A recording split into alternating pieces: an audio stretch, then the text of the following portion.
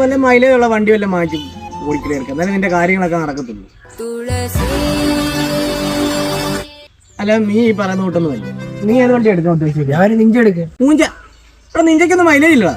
മൈലേജുള്ള വണ്ടി എല്ലാം എടുത്തു ഇങ്ങോട്ട് വന്നേ. എന്താ നിനക്കെന്താടാ ഒരു ടെൻഷൻ പോലെ? അതല്ലണ്ണ, നീ എക്സാമിന് 6 ദിവസം കൂടെ ഉള്ളു. ഞാനാണ് ഒന്നും പഠിച്ചില്ല. എക്സാമിന് 6 മാസം സമയം ഉണ്ടോ? എനിക്കില്ല ടെൻഷനാണോ അണ്ണന്? എന്താ നീ പഠിക്കാൻ? ഇരുന്ന് പഠിക്കാൻ പറ്റുന്നില്ലടാ. എന്നാ നീ കടന്നു പഠിക്കടാ. കിടന്ന് പഠിക്കാനും പറ്റുന്നില്ലടാ. എന്നാ നീ പെടുത്തിട്ട് കിടക്കടാ.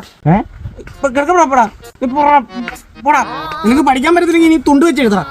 തുണ്ട് വെച്ച് എഴുതാൻ അറിയത്തില്ലടാ. നീ ചിരിക്കല്ലേ? അറിയാം. എനിക്ക് തുണ്ട് വെച്ച് എഴുതാൻ അറിയാടാ. അപ്പൊ ഇവൻ തുണ്ട് വെച്ച് എഴുതും, നീ അത് ആരും ഇല്ലാത്തപ്പോ ഇരുന്ന് കാണും.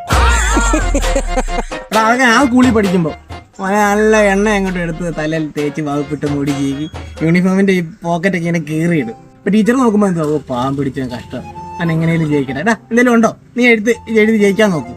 അങ്ങനെ എഴുതിയിട്ടുണ്ട് ഞാൻ പരീക്ഷ. അറിയോ? ജയിച്ചെന്നിട്ട് ജയിച്ചില്ല. അത് പരീക്ഷ രാവിലെ ആയിരുന്നു, ഞാൻ ഉച്ചക്കാ പോയെ.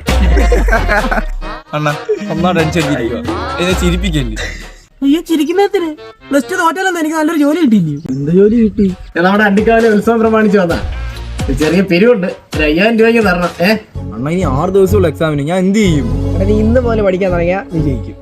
അതെ, ഇന്ന് വൈകുന്നേരം വരെ പഠിക്കണം. വൈകുന്നേരം ഇടയ്ക്ക് ഇപ്പം പോലെ ഇരുന്ന് പഠിക്കണം.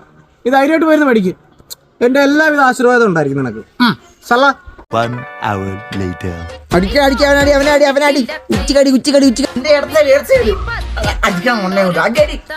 ഇതിനെല്ലാം നമ്മൾ പഠിക്കാൻ പറഞ്ഞിട്ടു. എടാ ഇവൻ എന്റെ അണ്ടിക്കാവിലെ അമ്മൂമ്മയ്ക്ക് വാഗ്ദാനമാണ്.